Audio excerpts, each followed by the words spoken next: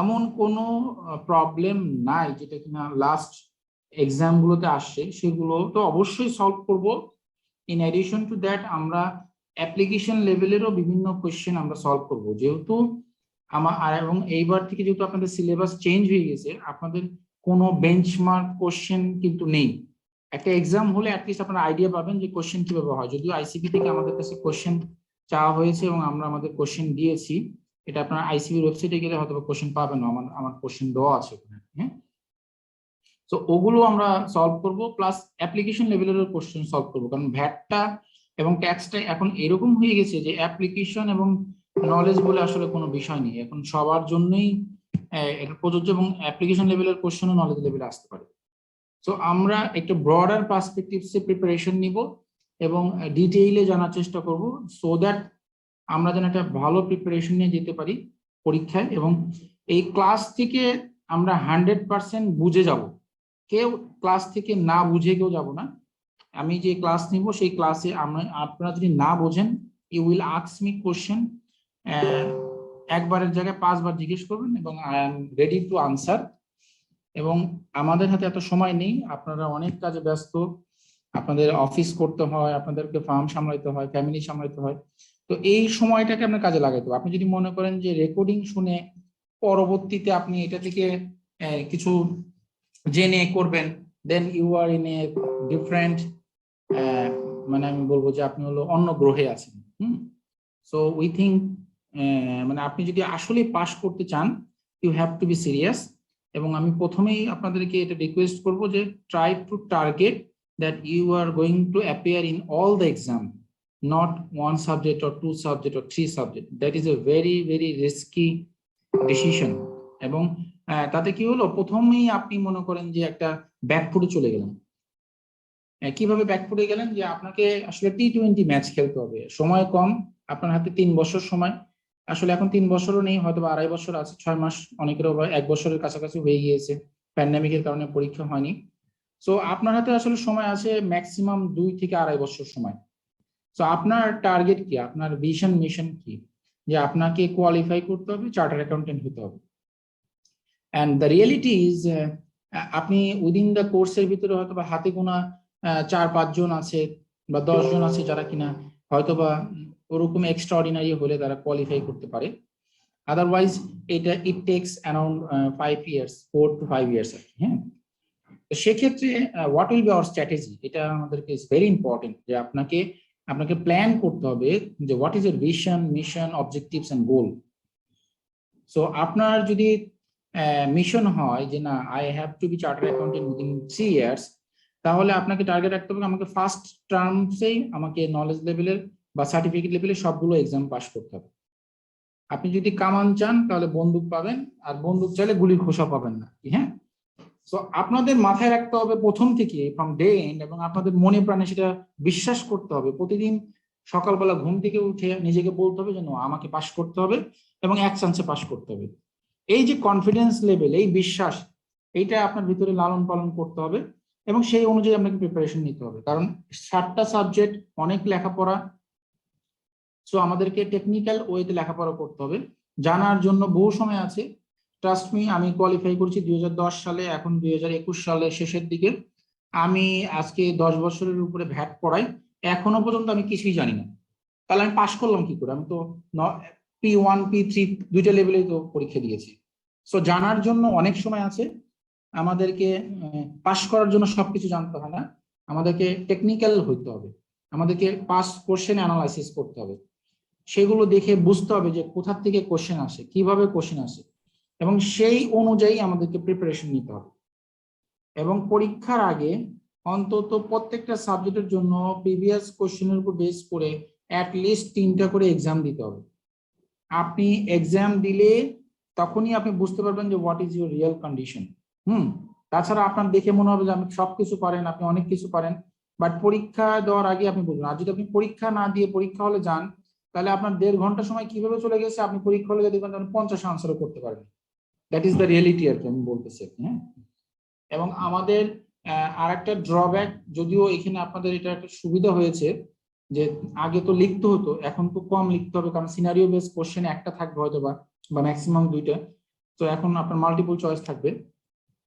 তো এই দিক দিয়ে যেমন হচ্ছে যে স্টুডেন্টদের দিক দিয়ে সেটা হয় তাদের পোর কোয়ালিটি অফ ল্যাঙ্গুয়েজ অথবা ইংলিশ রাইটিংটা এমন হতো যে সে কি বলতে চাচ্ছে সেটাই বোঝে না বা এক্সামিনারকে বুঝাতে পারে না, এটা একটা যেমন প্রবলেম। আবার এক্সামিনারেরও সমস্যা হচ্ছে এক্সামিনার যে খাতা দেখছে তার মেজাজ কেমন আছে, সে আজকে বাসায় ঝগড়া করে আসছে কিনা বা তার কোনো ফ্যামিলি প্রবলেম আছে কিনা, সেটার কারণে সে সেই খাতা দেখলে ওইটার ইম্প্যাক্ট পড়ে। তো এই জাজমেন্টাল বিষয়গুলো এখন থাকবে না, যেহেতু আনসার একটাই কারেক্ট অথবা দুইটা কারেক্ট এবং সেটা ওখানে দেওয়া আছে। সো কম্পিউটার এটা অটোমেটিক নিবে। সো আপনার ভাগ্য নির্ধারণ এখন আর থার্ড পার্টির উপরে নির্ভর করবে না, আপনার ভাগ্যটা আপনার উপরেই নির্ধারিত হবে। So you have to take preparation in such a way যে under no circumstances I am going to fail. একজন যদি পাস করে তাহলে আমি পাস করি, এইভাবে নিজেকে চিন্তা করতে হবে, এইভাবে নিজের মনের মধ্যে বিশ্বাস আনতে হবে আর কি। হ্যাঁ, otherwise it will be very very difficult to qualify within 3 years. আমার নিজের ছোট ভাই, সে জগন্নাথ ইউনিভার্সিটি থেকে ফার্স্ট ক্লাস সেকেন্ড এবং সে খুবই মেরিটোরিয়াস, আমার থেকে অনেক অনেক মেরিটোরিয়াস, ইংরেজি সে খুবই ভালো। সে 1 থেকে কোর্স কমপ্লিট করেছে, বাট স্টিল তার 6 বছর হয়ে গেছে, এখনো পর্যন্ত সে অ্যাপ্লিকেশন লেভেল পাস করতে পারেনি। সে নলেজ লেভেল পাস করেছে, অ্যাপ্লিকেশন লেভেল পাস করতে পারেনি। হ্যাঁ, 4টা সাবজেক্ট পাস করে বসে আছে, কারণ সে ফোকাস না, কারণ সে টেকনিক্যালি আগায় নাই। আমার ভাই হয়ে সত্ত্বেও কিন্তু আমি পারিনি, কারণ সে বেশি বোঝে। হ্যাঁ, সো কিছু কিছু ক্ষেত্রে কম বুঝতে হয়, কম বুঝলে ভালো আছে, ঠিক আছে। হ্যাঁ, সো আপনাদেরকে এই কথাগুলো বলতেছি যেহেতু আমার প্র্যাকটিক্যাল এক্সপিরিয়েন্স আপনাদের থেকে বেশি, সেই জন্য আপনাদেরকে বলতেছি। এবং আপনারা পারলে গ্রুপ স্টাডি করবেন, পারলে ইন্টারচেঞ্জ করবেন উইদিন দ্য ফার্ম অথবা অন্য ফার্মের স্টুডেন্টদের সাথে, তাহলে হবে কি আপনাদের নলেজটা বাড়বে। এবং আপনার দেখা গেল যে আমার এক ফ্রেন্ড ছিল হুদাবাসী, ওকে সবাই চিনে, হি ইজ ভেরি ব্রিলিয়েন্ট, মানিক কুমার সরকার এবং তারেক আছে আর কি। সো আমরা যখন গ্রুপ স্টাডি করতাম তখন দেখা গেল যে ওরা এত ব্রিলিয়েন্ট যে ওদের কাছ থেকে আমরা অনেক কিছু জানতাম, আবার অনেক কিছু আছে যেটা আমরা জানতাম ও জানতো না। তো এইভাবে হচ্ছে কি ইন্টারচেঞ্জ করার কারণে আমাদের অনেক ডেভেলপমেন্ট হয়েছে, ও আমাদেরকে বুঝিয়েছে, তাতে ওর জিনিসটা ক্লিয়ার হয়ে গেছে, আবার আমরা যখন বলেছি তারও একটা রিভিশন হয়ে গেছে। এইভাবে আপনাদেরকে এখন সময় কম, বেশি বেশি আউটপুট নিতে হলে গ্রুপ স্টাডি করতে হবে এবং টেকনিক্যাল লেখাপড়া, এই জন্য group study is very important. At the same time আপনাদেরকে ফোকাস থেকে লেখাপড়া করতে হবে এবং টার্গেট রাখতে হবে আমাকে 60টা পরীক্ষা দিতে হবে, 60টাই পরীক্ষা দিবেন। সেখানে যদি আপনি 5টা বা 4টা পাস করেন, আপনি মনে করেন যে আপনার ভাগ্য ভালো হলে নেক্সট টাইমে হয়ে যাবে। কারণ আপনি যে এবার 3টা বা 4টা দিচ্ছেন, পরের বার গিয়ে যে বাকিগুলো দিবেন, ওইবার যে পরের বার পাস করবেন তার কোনো নিশ্চয়তা নেই।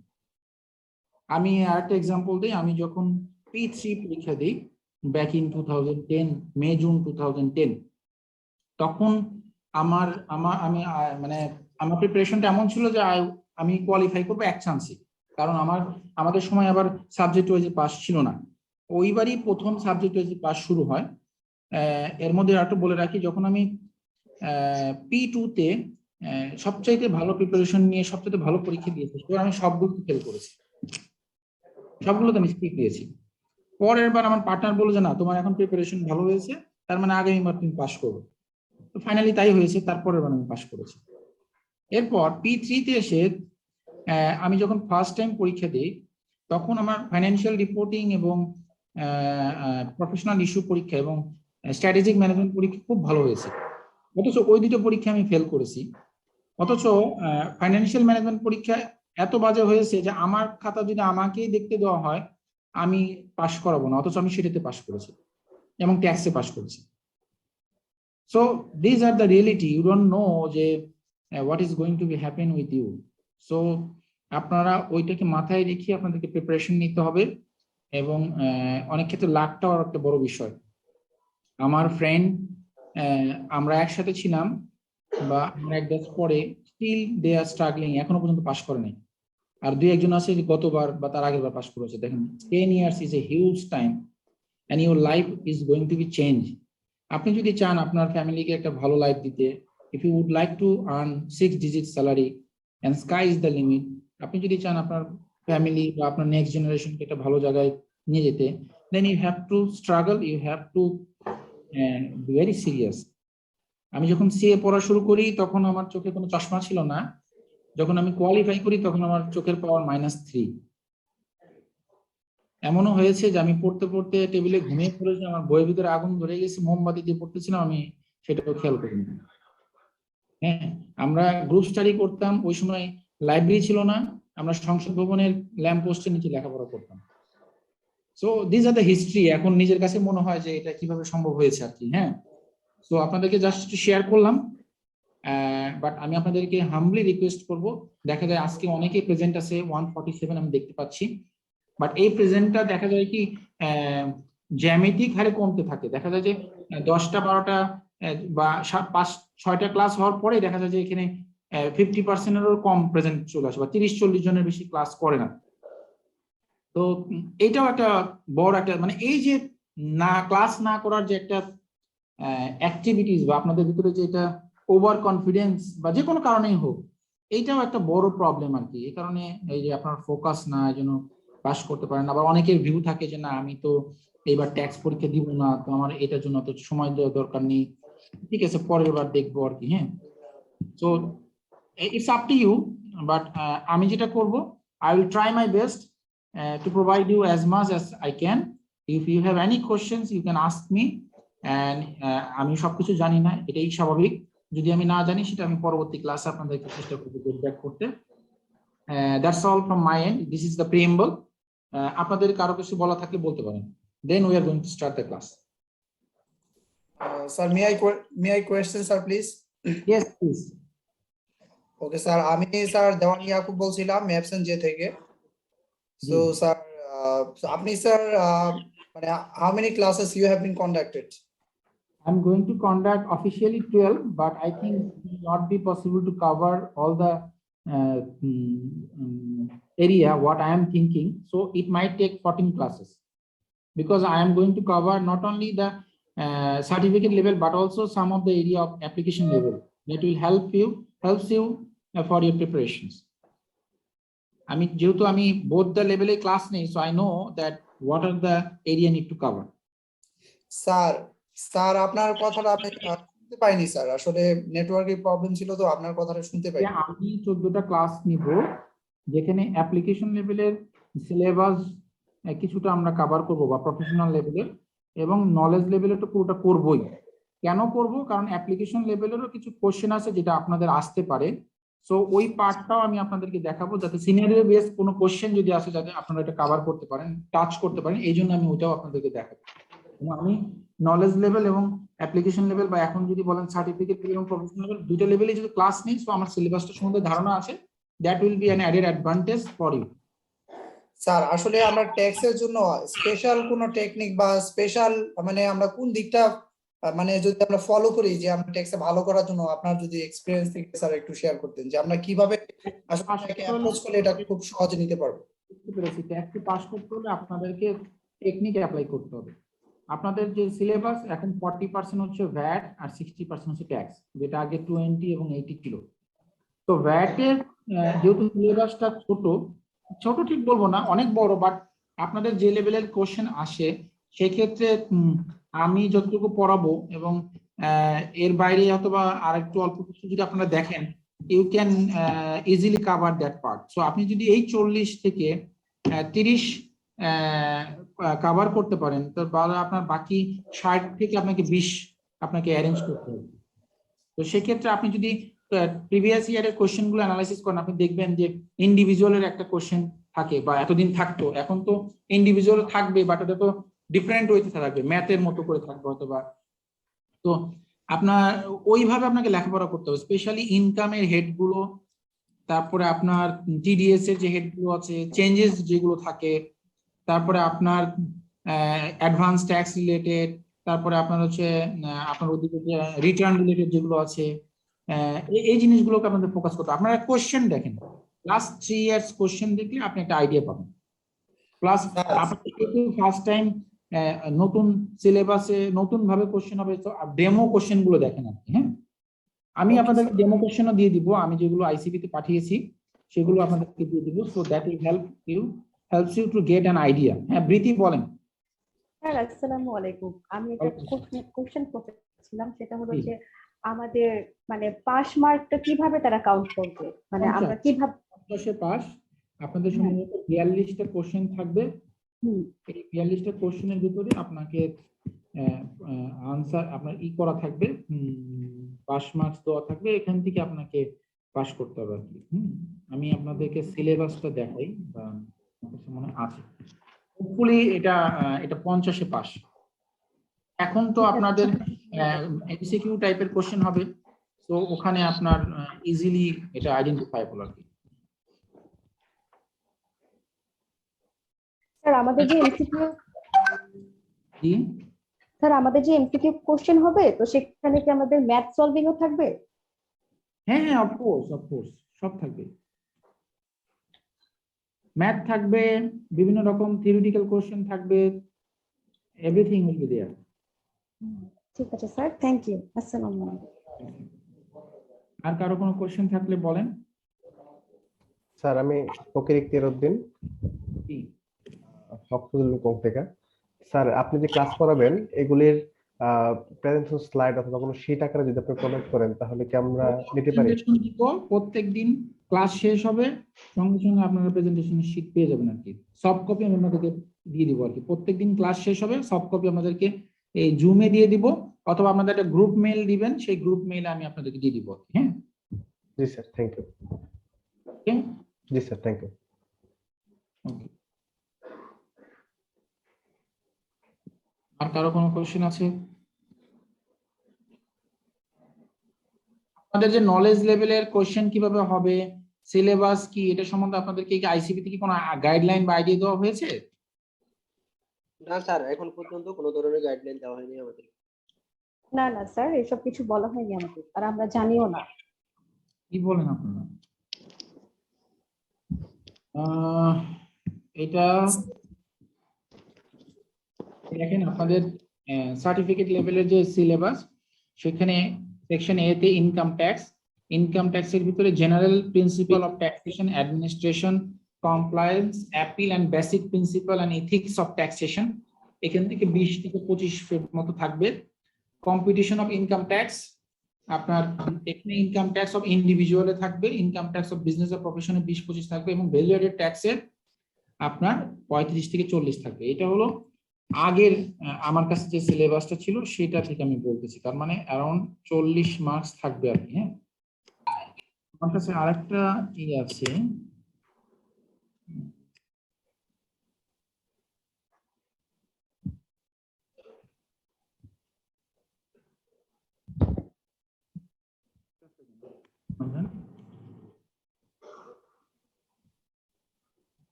এখানে আপনাদের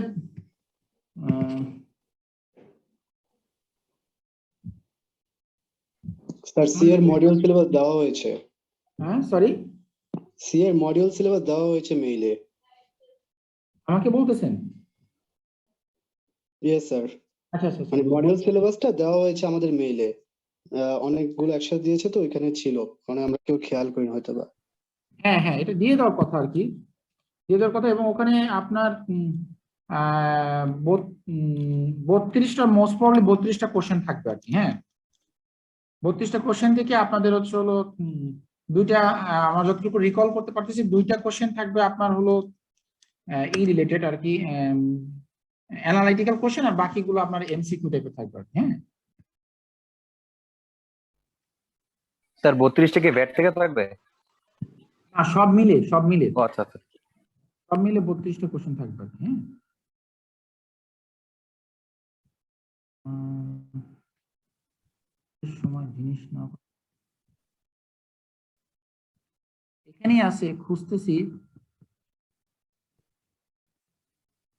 আচ্ছা, আমি আপনাদের সাথে এখন সময় নষ্ট না করি, আমি আপনাদের সাথে শেয়ার করতেছি আর কি। হ্যাঁ, একটু পরে আমি এটা খুঁজে বের করি, খুঁজে বের করে ও পেয়েছি পেয়েছি পেয়েছি পেয়েছি পেয়েছি।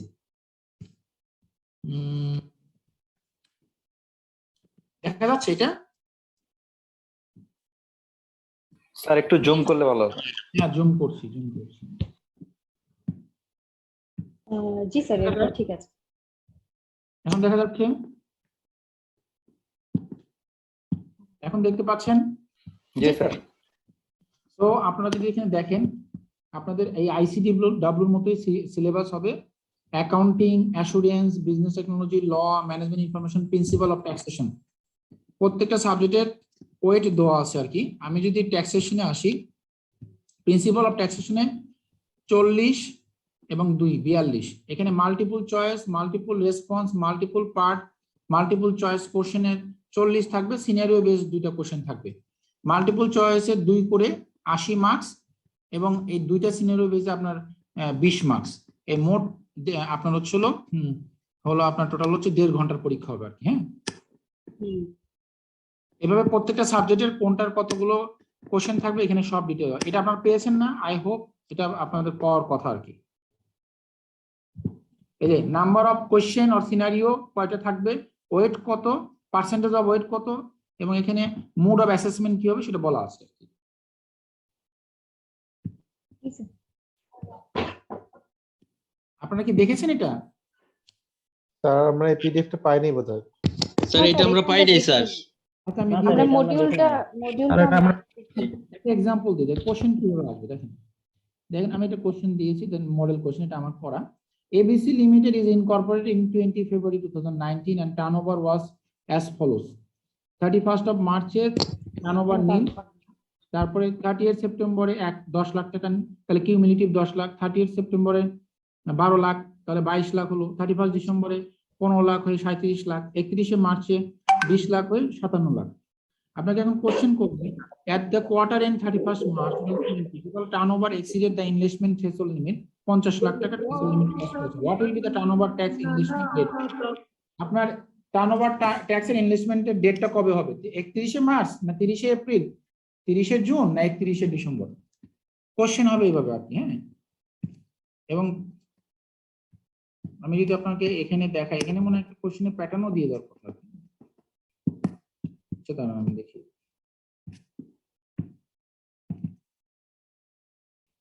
এই দেখেন, এটা কি দেখা যাচ্ছে? Yes sir. দেখেন এখানে জি স্যার।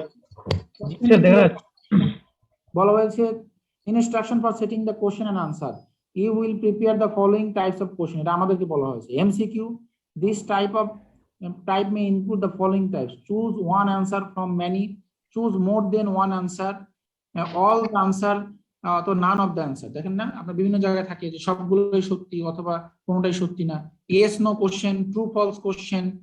হ্যাঁ, আইএলটিএস পরীক্ষা দিয়েছেন কেউ? আইএলটিএস পরীক্ষা এরকম থাকে আর কি। হ্যাঁ, জি স্যার, আমি দিয়েছি।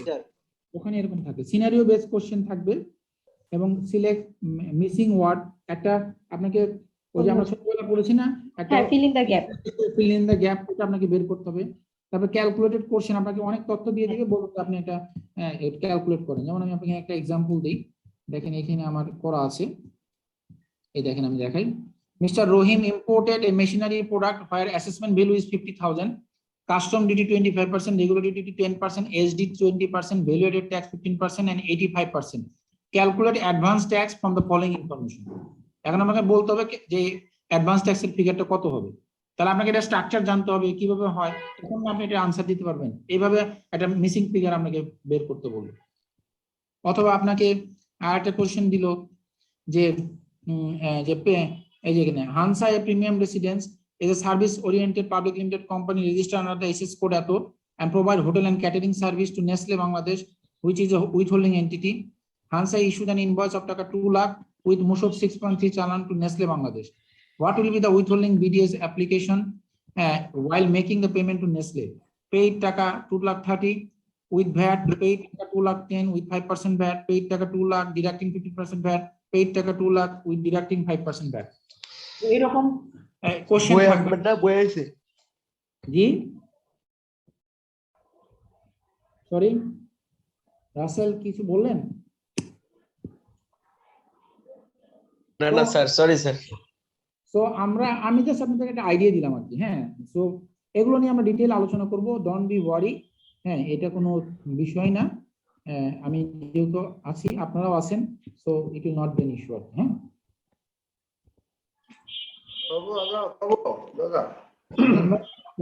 Thank you. ক্লাস অনেক অ্যাকোমোডেশন, আমি 2 মিনিট আসি, একটু যে কথা বলে যাই। Permission please. My dear student, কথা কম, আমি আসার দুটো উদ্দেশ্য। এক হচ্ছে যে you already known and received the technology even the process or methodology of our dynamic or pride, our resource persons of the institute, Babu Johnny Kumar Gupta FCA here. Okay, this is very popular. Please continue and come to the class. Just time, sir, and appropriate. One message. নিঃসন্দেহে ভালো teacher কাজে আপনি আগে ভাগে চলে আসবেন, দেরি করে না, সিনসিয়ার এবং আমাদের ভালো টিচারের একজন ইনডাইরেক্ট অ্যাকশন। তো কাজেই you are, I think, very lucky having in this section. Second issue যেটা, যে কিছু ছাত্র আমাদের করছে, আমার সাথে শেয়ার করে, আমাকে তো আপন ভাবে, এই জন্য যে আপনারা আমাদের সকলে all are dear to us, very beloved ভাই বোন যারা আছেন আমাদের ডিয়ার স্টুডেন্ট। আমার ডিপার্টমেন্টের নাম education and student affair division, কাজে আমরা আপনাদের সাথে আছি, অত বড় বাট সাপোর্ট সার্ভিস। এখানে একটা জিনিস মনে রাখবেন, সেটা হচ্ছে যে আমরাও ছাত্র ছিলাম, আমরা কেউ হয়তো লজে বলে, কেউ মেসে বলে, মেস, আবার কেউ বাসায় থাকি, কেউ রাস্তাতে থাকি। আপনি যখনই আসেন, ইন করেন, ইউর অ্যালাউড এভরি টাইম। অনেকে কাজে থাকেন, অনেকে দেরি হতেই পারে, তো তখন আপনি যখন ঢুকে পড়বেন তখন এটা আনমিউট আর ভিডিওটা স্টপ রেখেন। আমরা যখন কাজ করে বাড়িতে ফিরে একটু রিল্যাক্সে থাকি, কেউ গেঞ্জি পরে থাকি, কেউ হয়তো লঙ্গি পরে থাকি, আমিও থাকি, ওই যে বাসায় যখন যাবো 9:30 10টা একটু ইজি ফিল করি। তা আপনি অবশ্যই, আমার বোনেরা যারা আছেন ওনারা হয়তো করতে ফ্যামিলির সাথে থাকেন, অথবা বাবা মায়ের সাথে, অথবা নিজের তত্ত্বাবধানে সুন্দরভাবে। তো এই ভিডিওটা অফ করে রাখবো। You are sensible and very matured my dear, কাজেই এদিকে খেয়াল রাখি। আর যখন প্রয়োজন হবে আপনি স্যারকে যখন কথা বলবেন, আপনার বাড়ি থাকতেই পারে কথা বলবেন, আপনি ওইভাবে বলবেন। আর স্যার বলেই দিবেন, হোস্ট যখন আমাদের আব্দুল্লাহ মামুন অথবা আমাদের শ্রদ্ধেয় সরকার ভাই যখন করবে হোস্ট, আমাদের স্যারকে করে দিবেন, ক্যাপ্টেন যারা হয়েছেন মাই ডিয়ার। আর দিয়ে আপনারা অপারেটরটা জেনে নেবেন যেন স্যার সব কিছু এই যে আনমিউট করতে পারেন অথবা আপনাদের ডাইরেক্ট কন্ট্রোল করতে পারেন। It will be very helpful you. আপাতত একটা ক্লাস চলুক, কিছুদিন পরে কিছু কিছু ছাত্র বলতেছেন যে স্যার কিছু কিছু সাবজেক্ট ডবল হলে ভালো হয়, আমরা রিয়েলাইজ, এবং স্যারেরাও বলবেন।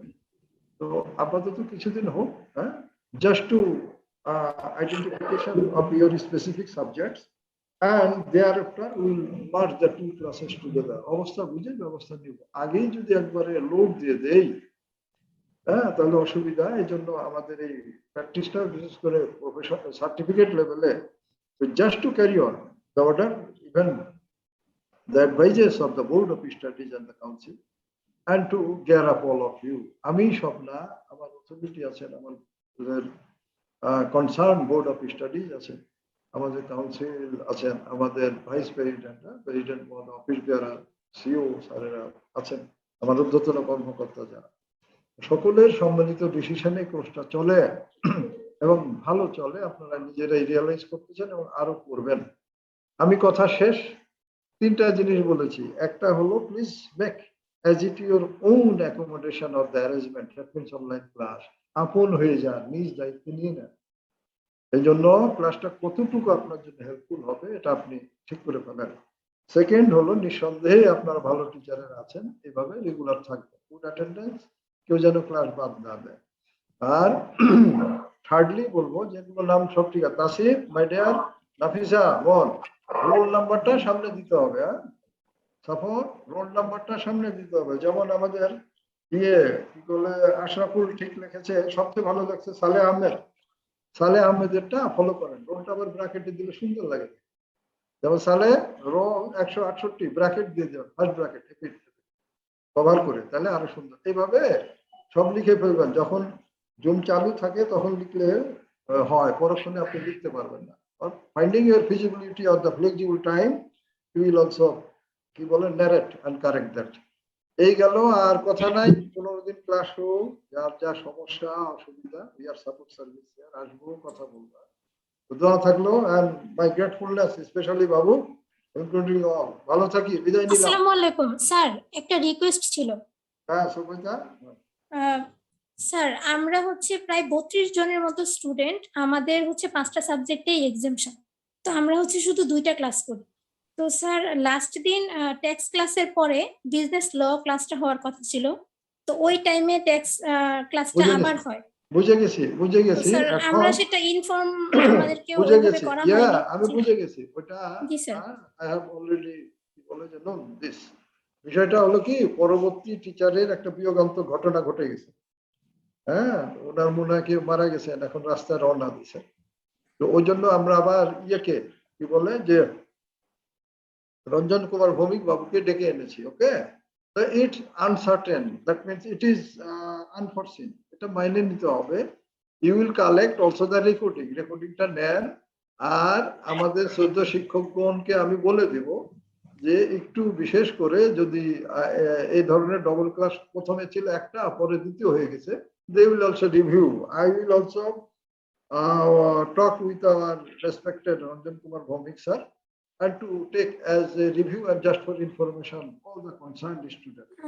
স্যার নেক্সট টাইমে যদি বলে ফেলি, স্যার। এটার উপায় নাই, আমি মনে বলতে পারি নাই। যখন একজন মারা যায় সেখন তো ও ক্লাস আর হয় না, তখন তো সেই অন দা ওয়ে, ওইটা আপনাকে মেনে নিতে হবে। যেহেতু it is not the school and college, it is professional education, and you should have to also attend the session and be কি বলা যায় completed of your concern, initiating your own interest in the viewer, সবকিছু তৈরি পাবেন না বোন। তো এই জন্য অনেক বাস্তবতা থাকে, মেনে নিতে হয়। আর আমি আপনারটা গিয়ার আপ করে ফেলছি, আমরা সব বুঝি, ওই জন্য আপনাকে থামিয়ে দিয়েছি শর্টে, যে আমি রঞ্জন স্যারকে বলবো যে sir please also review just to continue the next session student, জানে এই ক্লাসটা ছুটে গেছে যাদের। আর রেকর্ডিং ক্যাপ্টেন পেয়ে যাবেন। আমি বলছিলাম 7 দিনে দিলে ভালো, তাছাড়া আপনাদের এটা আবার হ্যাবিট হয়ে যাবে, রেকর্ডিং করে অরিজিনাল ক্লাসের দিকে মনে বসবেন। রেকর্ডিং করে ক্লাস ফলো করে আপনি লেখাপড়া করতে পারবেন। Mind it is not to fail, even it is chartered accountancy and potential বলে যে class of the information, so you must have to attend here with great attention. Okay, এই গেল। আর আমি আমি সত্যি বল, আমি বুঝে গেছি, এই জন্য বললাম যে এটা দুইটা উপায় এখন, যেগুলো কাজ হয় না অত ইউজলেস কথাবার্তা আমরা বলি না। আপনি রেকর্ডিং নেবেন, ক্যাপ্টেন দেবে, captain please also have him including 32। এই স্যার ওনার ক্লাসটা রেকর্ড করা হয়নি মেবি, সেই জন্যই বলছিলাম আর কি। ও রেকর্ডিং হয় নাই, আচ্ছা আমি না স্যার। স্যারকে ক্যাপ্টেন প্লিজ এই যে রেকর্ডিং হচ্ছে তো এখানে, আমি বলবো একটু খেয়াল রেখেন, শি ইজ রাইট, তাহলে ঠিক আছে। আমি রঞ্জন স্যারকে বলবো একটু রিভিউ করে নেবে। স্যার আরেকটা কথা বলি একটু। স্যার রঞ্জন কুমার ভৌমিক স্যার তো বলেছে ওনার ক্লাস তো রেকর্ড করা যাবে না। আর এটা জন্য I will talk with the teacher. উনি ওকে, তো পারমিশন দেয়নি আমাদের। না মনে হয় উনি দেন না, উনি এনবিআর এর মেম্বার টেম্বার এগুলো সরকারি কোনো কাজে জড়িত। আচ্ছা আমরা দেখবো, কথা বলবো, লেট আস ডিক্রিজ, রিভিউ করবেন তাহলে হবে। If the teacher is taught by himself that this is the technique I will use here, and for the all concerned, you will have to also accept this positively, my dear. যদি Ranjan sir ভাবেন যে যেমন আমাদের Johnny বাবু Ranjan Kumar Bhowmik pair হয়ে গেছে প্রত্যেক সেশনে একসাথে, মনে করেন দিবেন না, তাহলে উনি রিভিউ করে দিবেন, আপনাদের হ্যাম্পার হবে না। Let us decrease the matter, এটা প্রশ্নের ইয়ে না, এজন্য আমি কথা বলছি না, আর কথা বলবো না। তারেক আপনারা সব ভুল করছেন, বিথি রোল নাম্বার লেখে নাই, সৈতি লিখেছে, আর মোহাম্মদ তারেক। আমার একটা কোশ্চেন ছিল স্যার, আমার একটা কোশ্চেন ছিল, একটু শুনুন কাইন্ডলি। আরে আমি ভাই মোহাম্মদ তারেক। কোশ্চেন 15 দিন পরে বলেন। না না না মোহাম্মদ, আমার হচ্ছে আমি আপনাকে বলছিলাম যে আমার মেইল আইডিটা মেইল আসতেছে না, যার কারণে আমি রোল নাম্বার কোনো কিছু পাচ্ছি না। এটা তো আমি জানি ক্লাসে আপনার এটা মানে তারেক, আমি এটা না, আমাকে জাস্ট বলেন যে আমি এটা কই গেলে সলভ করতে পারবো। আপনি এটা একটা সামান্য ব্যাপার, আপনি ক্যাপ্টেনের সাথে যোগাযোগ করেন, আপনি সরকার ভাইকে বলবেন, মামুনকে বলবেন, হয়ে যাবে। আপনাকে তৈরি করে তো কেউ দিবে না ব্রাদার। আপনারা তো কল আমি পিক গোটা করতেছে না। মাইন্ডেড তারেক, ভাই, সময় আপনি নষ্ট ক্লাসে করবেন। কেন এইগুলো কথা আনবেন? Please, I also request, it is tiny matter. আপনি ক্যাপ্টেনের সাথে কথা বলেন, আমাদের যে মেল আছে মেলে দিয়ে দেন, হয়ে যাবে। এগুলো ওইখানে আনেন কেন ভাই? হ্যাঁ, I am not neglecting you. এগুলো এখানে এই ধরনের কথাবার্তা না না না, আমি তো আইসিএবি তে কল করলে কেউ কল পিক করতেছে না। যে আমাদের এই কেন এখানে করবেন? বলতে আপনি নাম্বারই জানেন না, উল্টা পাল্টা। আমি মোবাইল অনেকবার নাম্বার কল দিচ্ছি। মেল দেন, মেল দেন। ঠিক আছে, ফাইন, এগুলো আচ্ছা ঠিক ভাই আছে। সময় নষ্ট করেন না। তারে here is not to stand your motion or the patient. এটা আপনি আনবেন না। এগুলো বিষয় ক্লাসে এগুলো আলোচনা করা ঠিক না। আপনি করে নেবেন, আমরা তো আছি। থ্যাংক ইউ বাবু, প্লিজ ক্যারি অন। আমি কোনোদিন কোনো কথা বলবো না, আলতু ফালতু কথাবার্তা এগুলো। আল্লাহ হাফেজ। Thank you. বাবু প্লিজ ক্যারি অন। হ্যাঁ দাদা, হ্যাঁ সকলকে ধন্যবাদ। আসসালামু আলাইকুম। আমাদের অনেক সময় চলে গিয়েছে, অলরেডি 40 মিনিট গন। আপনারা লাকি যে আপনারা রঞ্জন স্যারের ক্লাস পেয়েছেন। So he is my teacher. আমি নলেজ P1 এবং Wow. টিচার ছিলেন। সো ওনার মতো নলেজেবল এবং এক্সপিরিয়েন্স ট্যাক্সের কোনো টিচার নেই। ওনার ক্লাস করলে ট্যাক্সে কেউ ফেল করবে আমি এটা বিশ্বাস করি না। ওনার ক্লাসের প্রত্যেকটা কথা মানে ভ্যালুয়েবল, এবং উনি যেভাবে পড়ান কোনো স্টুডেন্টেরই না বোঝার কোনো কারণ নেই। So you are the luckiest person, so try to get information as much as possible from him আর কি। হ্যাঁ, জি স্যার। ওকে। সো আমি আপনাদেরকে আপনাদের চেষ্টা করি। তো লেটস স্টার্ট। অনেক কথা হলো, আমরা এখন কাজে নামি আর কি। হ্যাঁ, তো ফার্স্ট অফ অল আমি একটু জাস্ট প্রিএম্বল দিতে চাই যে আমরা কেন ওই ভ্যাট অ্যাক্ট 2012 আসলো। আপনারা তো হয়তোবা জানেন যে ভ্যাট অ্যাক্ট 2012 এটা এনাক্টেড হয়েছে। Should I speak in English or Bangla? Which one will be comfortable for you, or I'll go for through mix? Sir, English better. Okay. So the VAT Act 2012 basically it's enacted in 2019. There are certain issues, and it was not as per the requirement of the business, because the initial VAT Act 1991 was established almost 30 years back. So there are so many pros and cons, loopholes. So that's why the new VAT system has been enacted. Nonetheless, though the new VAT has been enacted, but it was not that effective because of the problem from the entrepreneurs and businessmen. You know that they push the government too much, and finally it lost its charm. However, sir একটু বাংলাতে বোঝাইলে sir একটু ভালো হয়। Yes sir, Bangla বলে ভালো হইতো বুঝতে। Mix বলেন স্যার, বাংলায় বলেন স্যার, এটাই বেটার, সবচেয়ে সবার জন্য মেবি বেটার হবে। ইংলিশটাও দরকার, আপনাদের লিসেনিং পাওয়ার পারলে আপনার। আচ্ছা ঠিক আছে, আমি মিক্স করে বলবো, অসুবিধা নেই। So value-added tax is a modern tax system because you know in Bangladesh indirect tax, value-added tax K indirect tax বলা হয়। হ্যাঁ, আর যেটা আপনার নিজের অজান্তে আপনি দিয়ে দিচ্ছেন। ধরেন আপনি দোকান থেকে একটা সাবান কিনলেন বা তেল কিনলেন বা লবণ কিনলেন, এর ভিতরে কিন্তু tax, value-added tax is included। আপনি জানেনই না যে আপনি ভ্যাট দিয়ে দিয়েছেন। সো এই জন্য এটাকে ইনডিরেক্ট ট্যাক্স বলা হয়। বাট যে ট্যাক্সটা আপনার ইনকামের উপরে ডিরেক্টলি দেওয়া হয় সেটাকে ডিরেক্ট ট্যাক্স বলা হয়। লাইক আপনার income tax, gift tax, wealth tax. আপনি ইনকাম যদি করেন তার উপর আপনাকে ট্যাক্স পে করতে হয়। আর ভ্যালু-অ্যাডেড ট্যাক্সটা এই জন্য এটাকে রিগ্রেসিভ ট্যাক্স বলা হয়। এখানে ধনী গরিবের কোনো বিষয় নয়, সবাইকে ধনী গরিব। আপনিও যদি দোকান থেকে সাবান কিনতে চান, তার উপর যে ভ্যাট দিবেন, একজন রিক্সাওয়ালা গেলেও তাকেও কিন্তু ওই পরিমাণটাকে ভ্যাট দিতে হবে। এই জন্য এটাকে রিগ্রেসিভ ট্যাক্স বলা হয়। সো এটা একটা বিষয় যে এটা একটা মডার্ন সিস্টেম। সারা পৃথিবীতে ভ্যালু-অ্যাডেড ট্যাক্স থেকে কম রেভিনিউ জেনারেট হয়, কিন্তু বাংলাদেশে ঠিক তার উল্টো, বা এই সাবকন্টিনেন্টালের উল্টো। আমাদের প্রায় 37% রেভিনিউ মানে এনবিআর রেভিনিউ জেনারেট করে ফ্রম দিস পার্ট, হোয়ারাজ ট্যাক্স থেকে তার থেকে কম। কিন্তু এটা হওয়া উচিত ছিল উল্টা। আপনার ফার্স্ট ওয়ার্ল্ড কান্ট্রিতে ট্যাক্স থেকে বেশি আছে, কারণ বাংলাদেশে মানুষ তার কোটি কোটি টাকা ইনকাম দেখায় তার সব লস, তার উপরে ট্যাক্স দেয় না, ঘুষ, এটা নানান রকম বিষয় আছে, এটা আপনারাও জানেন। তো এইগুলোর কারণে আর কি এখানে ট্রান্সপারেন্সি না থাকার কারণে আপনার এটা প্রপার ওয়েতে আসতেছে না। সো যার জন্য ভ্যাটটা যেহেতু ইনডিরেক্ট ট্যাক্স এবং নিজের অজান্তেই দিয়ে দিচ্ছে, যার জন্য এখান থেকে রেভিনিউ জেনারেশনটা ভালো হচ্ছে আর কি। সো এই জন্য বলছি this is the highest revenue contributor of the NBR.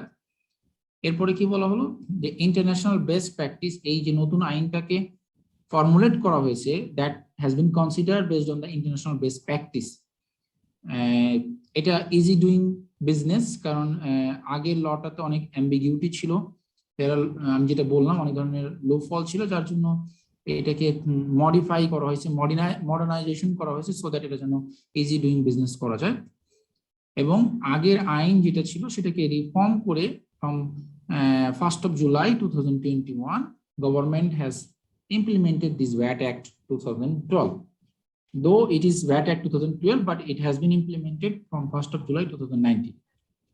So this is the preamble, and what are the features and characteristics or the good part of this system? So first of all, this is the online based system. আগে কি করতে হতো, আপনি VAT return জমা দিবেন, সকল documents নিয়ে আপনাকে যেতে হতো ভ্যাট অফিসে, সেখানে রেভিনিউ অফিসারের কাছে যাবেন, ভ্যাট জমা দিবেন, সে বলবে আমি তোমার রিটার্ন জমা নিব না, আগে আমার 2000 টাকা দাও, 5000 টাকা দাও, তারপরে তোমার রিটার্ন জমা নিব, বা নানা ইস্যু, তোমার এখানে এই সমস্যা আছে সেই সমস্যা আছে। সো এটা যেন না হয়, that's why the NBR thought okay let's do something. So online base হলে তাহলে সুবিধা কি, আপনাকে তার কাছে যেতে হবে না, আপনি সবকিছু অনলাইনেই জমা দিবেন, আপনি সবকিছু সাবমিট করবেন। সো আপনি যখন অনলাইনে করছেন, সো সে আপনার কাছে আসতে পারতেছে না, আপনি তার কাছে যাইতে হচ্ছে না, সো আপনার ট্রানজেকশন হওয়ার যে প্রসেসটা সেটা অনেকটা রিডিউস হয়ে যাচ্ছে। যদিও অন্যভাবে তারা এখন অন্য পায়তারা খুলেছে, তারা বিভিন্ন অর্গানাইজেশনের কি করে রিটার্ন রিভিউ করে সেখান থেকে কোথায় কি লুপহোল আছে সেগুলো বের করে তারপর ডাকে যে আপনার তো এখানে এই ফাইন্ডিংস আছে, আপনাকে এত টাকা ভ্যাট দিতে হবে, এখন আসেন আপনি আমাকে কত টাকা দিবেন আর কি। হ্যাঁ, এরকম বিষয় এখন হচ্ছে আর কি। হ্যাঁ, সেকেন্ড হচ্ছে হলো price declaration. As per the previous law, for the manufacturing company, you have to provide the price declaration. And price declaration টা কি? Price declaration হচ্ছে, ধরেন এই একটা product, for example this is A Hexisol. So এই হেক্সিসলটা আপনি sell করবেন ধরেন 100 টাকায়। এখন এই 100 টাকায় যে আপনি সেল করবেন, এর প্রত্যেকটা কস্ট কম্পোনেন্ট, আপনার র ম্যাটেরিয়াল কস্ট কত, আপনার ওভারহেড কত, আপনার অ্যাডমিনিস্ট্রেটিভ কস্ট কত, আপনার ডেপ্রিসিয়েশন কত, আপনার ব্যাংক ইন্টারেস্ট কত, মিলে সব কস্ট মিলে কত, প্লাস আপনার প্রফিট কত। ধরে নিলাম আপনার কস্টিং হচ্ছে 80 টাকা, প্রফিট হচ্ছে 20 টাকা, এই সবগুলো মিলে 100 টাকা আপনি সেল করবেন, 100 টাকা প্লাস ভ্যাট, কথার কথা। সো এই প্রাইস ডিক্লারেশনটা দিতে হতো, এবং সেটা আপনি যে ডিক্লারেশনটা দিবেন সেটা দিলেই হবে না, এটা তারপরে এনবিআর এর রেভিনিউ অফিসার দ্বারা অ্যাপ্রুভ হইতে হবে, তারপরে আপনি প্রোডাক্ট সেল করতে পারবেন। Before that you are not authorised to sell any product. So এইবার যেটা হয়েছে, এই নতুন আইন হওয়ার পরে এখানে যেহেতু অনেক অ্যাম্বিগিউটি আছে এবং তারা অনেক রকম জাজমেন্ট অ্যাপ্লাই করে বলে যে না তোমার এটা প্রাইস ডিক্লারেশন ঠিক নাই, তোমার ভ্যালিডেশন ঠিক নাই। সো তারা এবার নতুন আইনে কি চেঞ্জ করলো যে না ঠিক আছে, প্রাইস ডিক্লারেশনের জায়গায় তারা ইনপুট আউটপুট কোএফিসিয়েন্ট নিয়ে আসে, জাস্ট অল্টারনেটিভ, সেম জিনিসটার নাম চেঞ্জ করে করেছে, নতুন জামা পুরাতন জামা নতুন মোড়কে, এটার নাম দিয়েছে ইনপুট আউটপুট কোএফিসিয়েন্ট। কিন্তু এখানে একটা ফ্লেক্সিবিলিটি করেছে যে আপনাকে এটা ইনফর্ম করতে হবে, এবং প্রোডাক্ট যখন সেল করবেন তার 14 ডেজ আগে ইনফর্ম করবেন, বাট এটার অ্যাপ্রুভাল নিতে হবে নট নেসেসারি। আপনি জাস্ট তাকে ইনফর্ম করবেন যে ভাই আমি এই প্রোডাক্ট সেল করছি, এই হচ্ছে আমার ফিচার্স এবং এই হচ্ছে তার ভ্যালু, আপনি স্বপ্রণোদিত হয়ে সবকিছু বলে দিচ্ছেন, এবং এটা আপনার অ্যাপ্রুভাল নেওয়ার যে অ্যাম্বিগিটি ছিল সেটা এখন আর নেই। But for any manufacturing organization, they should have to provide the price input output coefficient. Without input output coefficient, no one is allowed to take the input tax credit. মানে আপনি যে ভ্যাট রিবেট নেবেন সেই rebate allowable হবে না যদি আপনি input output coefficient না দেন। আগের আইনে আমাদেরকে কারেন্ট অ্যাকাউন্ট রেজিস্টার মেনটেন করতে হতো। কারেন্ট অ্যাকাউন্ট রেজিস্টারটা কি, যে আপনার একটা বুকস থাকবে যেখানে ভ্যাটের অলওয়েজ। স্যার এখানে আপনি যেটা বললেন যে জানানোর ব্যাপারটা, ওটা কি অনলাইনে জানানো যাবে নাকি হচ্ছে ফিজিক্যালি গিয়ে ওদেরকে জানাতে হবে? মানে আমাদের যে ইনপুট আউটপুট কোএফিসিয়েন্টের কথা যেটা বলছেন, অনলাইনে ফর্ম আছে, আপনি অনলাইনে জানাতে পারবেন, অনলাইনে ফর্ম দিয়ে পূরণ করে আপনি সাবমিট করে দেবেন। আচ্ছা আচ্ছা, ওকে। স্যার ইনপুট আউটপুট কোএফিসিয়েন্টটা কিন্তু বলবেন? ইনপুট আউটপুট কোএফিসিয়েন্টই তো বললাম এতক্ষণ, যাহা প্রাইস ডিক্লারেশন তাহাই input output coefficient. Input output কোএফিসিয়েন্টটা কি, যেখানে আপনার একটা প্রোডাক্ট যে সেল করবেন সেই প্রোডাক্টের ডিটেইল কস্টিংটা থাকবে, পার ইউনিট কস্ট কত। ধরেন একটু আগে একটা এক্সাম্পল দিলাম, একটা হেক্সিসল আপনি 100 টাকায় সেল করেন, এই 100 টাকায় যে সেল করবেন এর ভিতরে আপনার total raw material cost, factory overhead, আপনার administrative cost, selling and distribution cost, আপনার ডেপ্রিসিয়েশন, ব্যাংক ইন্টারেস্ট, প্রফিট সব যোগ করে 100 টাকা যে হয়েছে, আপনার কস্ট 80 টাকা, প্রফিট 20 টাকা, এইভাবে করে যেটা যে ছকের মাধ্যমে সাবমিট করতে হয় সেটাকে ইনপুট আউটপুট কোএফিশিয়েন্ট বলে। Clear? Yes sir. Yes, sir. আগের আইনে ছিল Sir, কারেন্ট অ্যাকাউন্ট রেজিস্টার। এখন কারেন্ট অ্যাকাউন্ট রেজিস্টারটা কি, এটা একটা ড্রব্যাক, যে আপনাকে একটা রেজিস্টার মেনটেন করতে হবে যেটাকে VAT 18 বলা হতো, এবং সবসময় আপনার কারেন্ট অ্যাকাউন্টে পজিটিভ ব্যালেন্স থাকতে হবে। কথার কথা, আপনি আজকে কালকে কারো কাছে একটা প্রোডাক্ট সেল করবেন, কালকে হচ্ছে শুক্রবার, এখন আপনার ভ্যাট কারেন্ট অ্যাকাউন্টে পজিটিভ ব্যালেন্স নেই, মানে আপনার ব্যাংক অ্যাকাউন্টে ব্যালেন্স নেই, সহজ কথা। ভ্যাট আইন অনুযায়ী ব্যাংক অ্যাকাউন্টে আপনার পজিটিভ ব্যালেন্স থাকতে হবে, ভ্যাটের ব্যাংক অ্যাকাউন্টে, তাহলে আপনি সেল করতে পারবেন।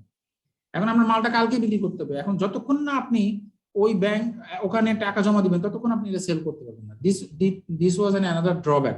সো এখন এটা করেছে যে না, কোনো কারেন্ট অ্যাকাউন্ট মেনটেন করতে হবে না আপনাকে, জাস্ট আপনি কি করবেন, আপনি প্রত্যেক মাসে যা সেল করেন তার উপরে পরবর্তী মাসে 15 তারিখ আপনাকে রিটার্ন জমা দিবেন। So there is no requirement to keep any fund or anything in your register. এখন রেজিস্টার, কারেন্ট অ্যাকাউন্ট রেজিস্টার বলে কিছু না, আপনি জাস্ট সেল করবেন, বাই করবেন, সবকিছু করবেন, মাস শেষে টোটাল যা হবে সেটা আপনি পে করে দেবেন, বাস শেষ।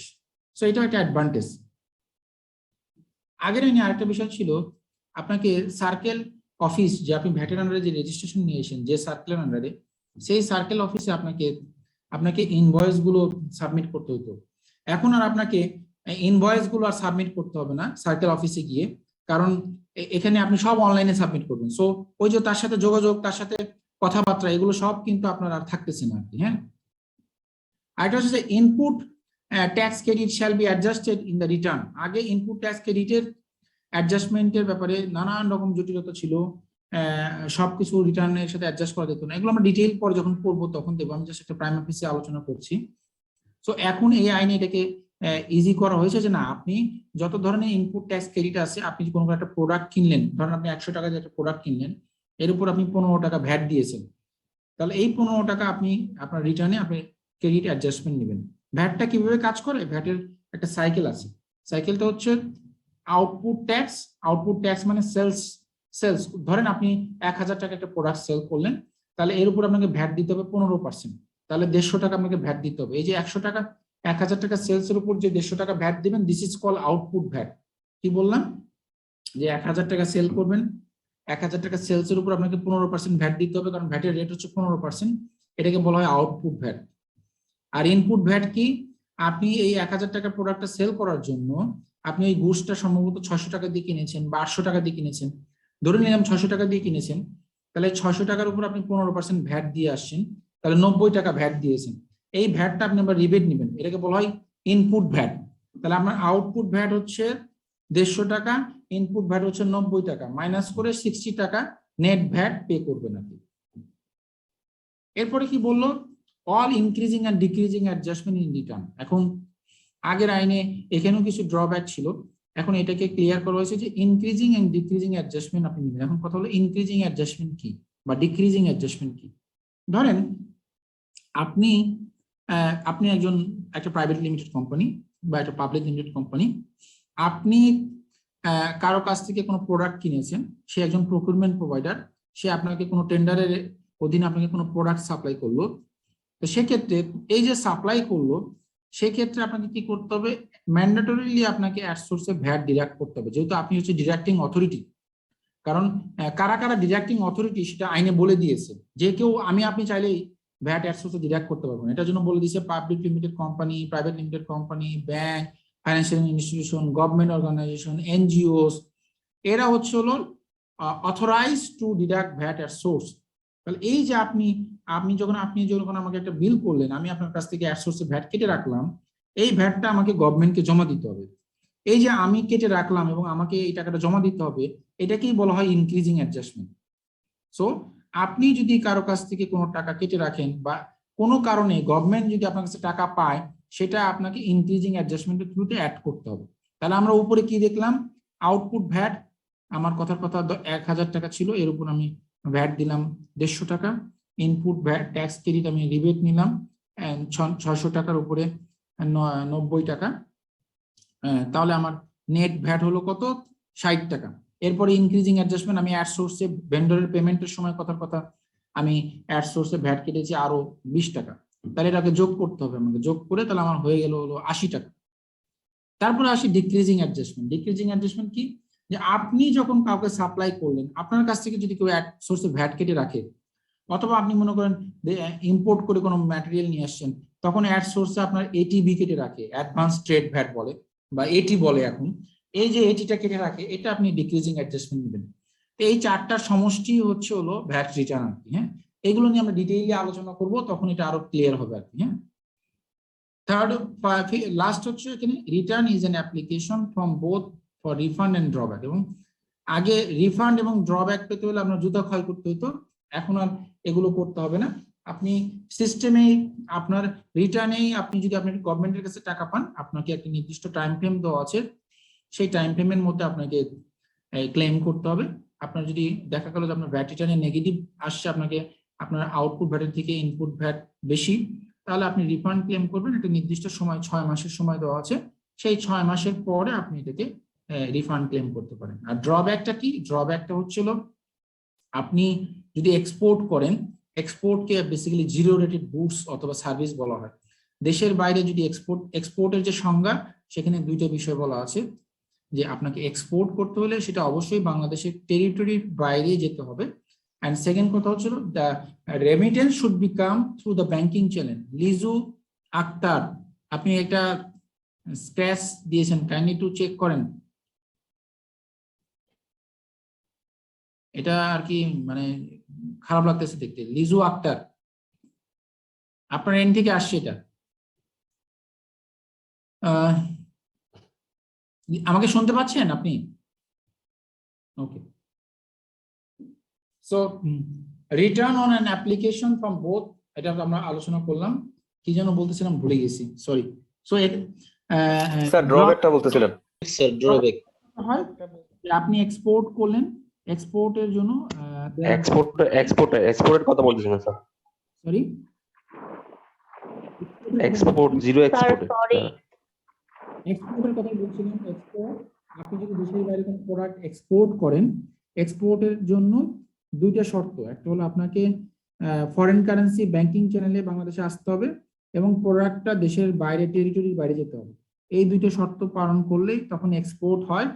এবং এই এক্সপোর্টের এগেনস্টে আপনি ড্রব্যাক পাবেন। কিভাবে ড্রব্যাক পাবেন? কারণ আপনি এক্সপোর্ট যদি করেন, তার উপর কোনো ভ্যাট প্রযোজ্য নয়, জিরো রেটেড বলা হয়।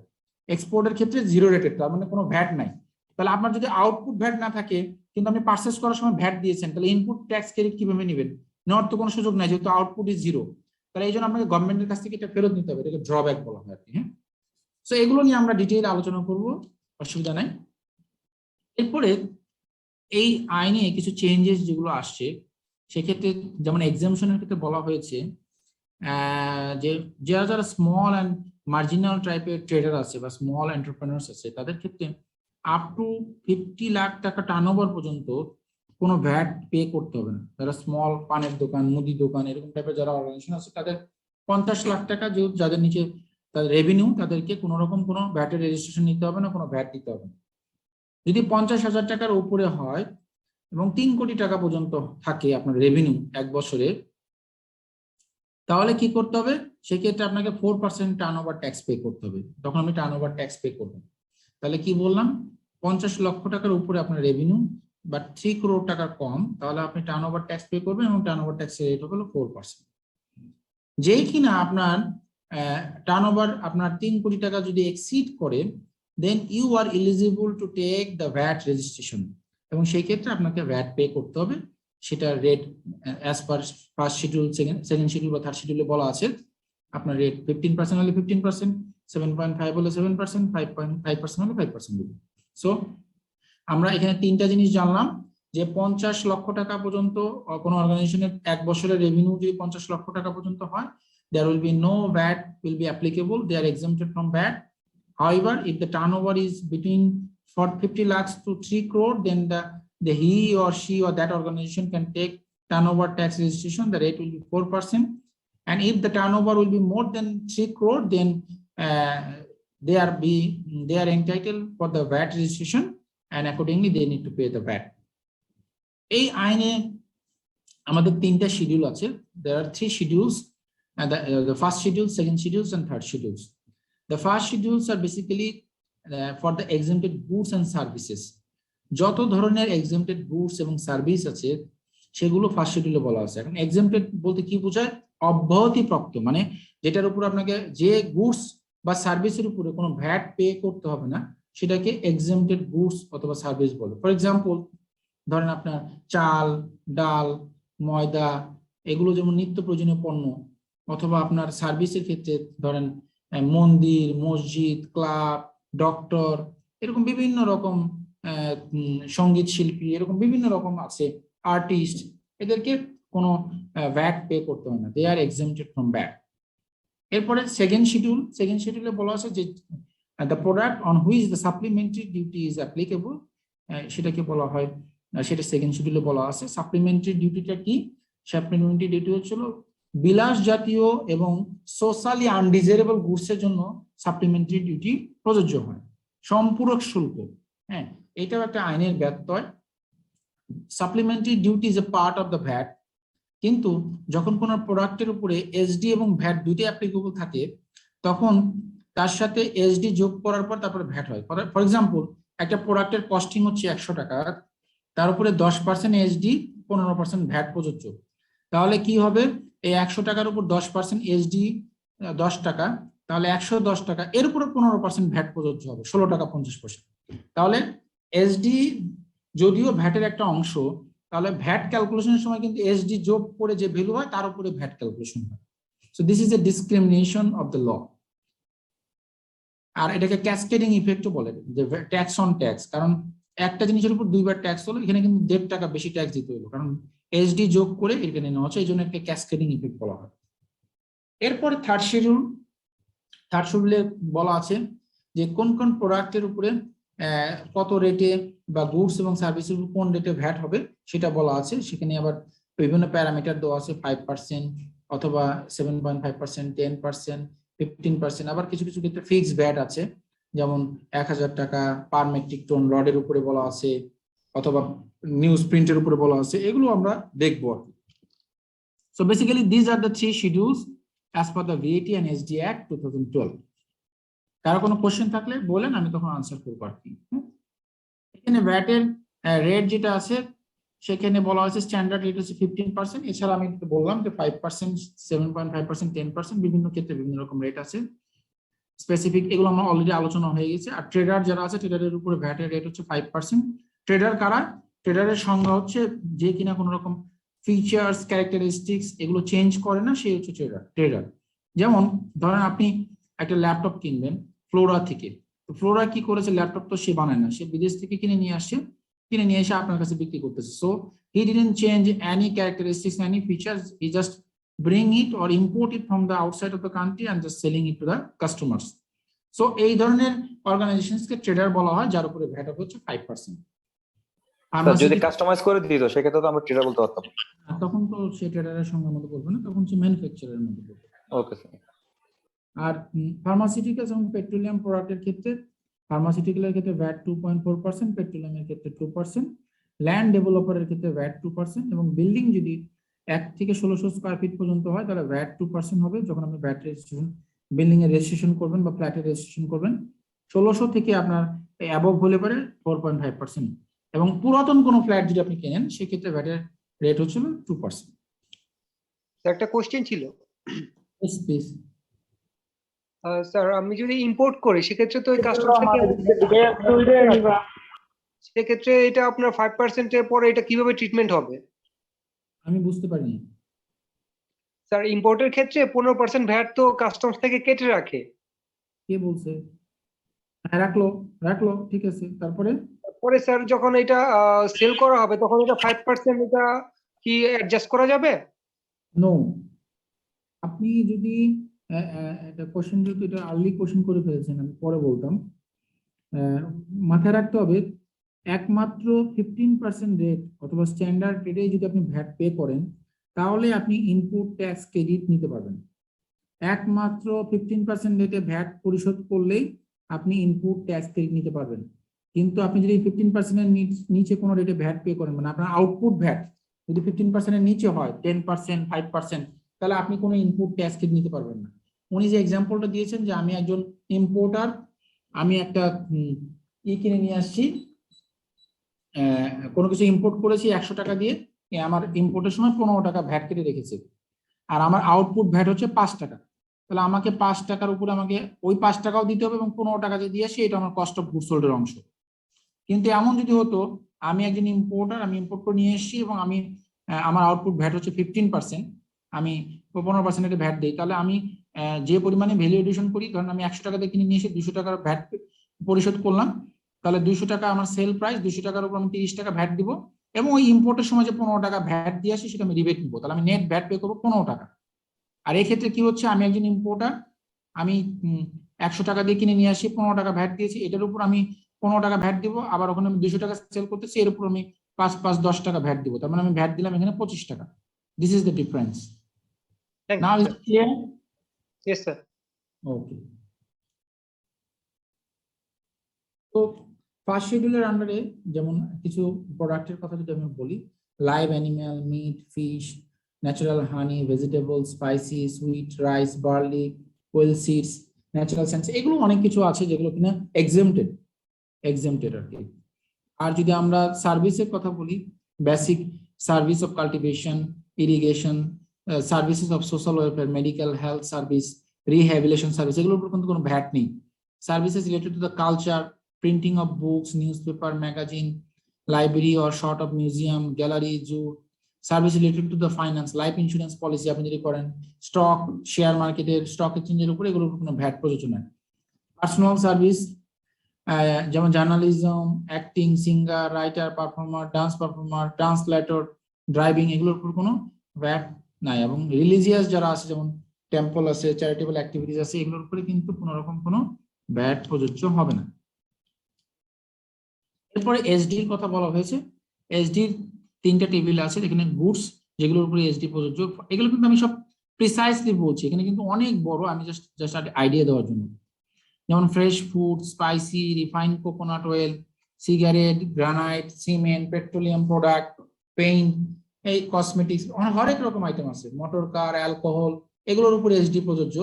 টেবিল 2তে বলা আছে যেগুলোর উপরে সাপ্লাই স্টেজ, একটা হলো ইম্পোর্ট স্টেজে বলা আছে, প্রথমটা বললো import, second one is the supply stage. যেমন আপনি যখন কাউকে সাপ্লাই করবেন, fruit juice, ice cream, fast food, mineral water, cold drinks, energy drink, cigarette, বিড়ি, এটা সাপ্লাই স্টেজে। একটা হলো ইম্পোর্ট, একটা সাপ্লাই। এবং তারপরে সার্ভিসের ক্ষেত্রেও বলা আছে, এটা হলো প্রথম গুডস সাপ্লাই স্টেজ, এখন হলো সার্ভিস সাপ্লাই স্টেজের ক্ষেত্রে, যেমন restaurant, hotel, SIM card, cultural programme, foreign performance দিয়ে যদি করেন, এই সকল ক্ষেত্রে চার্টার বিমান, হেলিকপ্টার, এগুলো ভাড়া নিলে পরেও আপনাকে সাপ্লাই স্টেজে এসডি পে করতে হবে এবং একটার ক্ষেত্রে এক একটা রেট সেটা বলে দেওয়া আছে, আমাদেরকে বই দেখতে হবে আপনি। হ্যাঁ স্যার, আমার একটা প্রশ্ন ছিল স্যার, ব্যাট এবং এসডির মধ্যে ডিফারেন্সটা কি স্যার? হ্যাঁ, ভ্যাট এবং এসডির মধ্যে ডিফারেন্স কি? জি স্যার।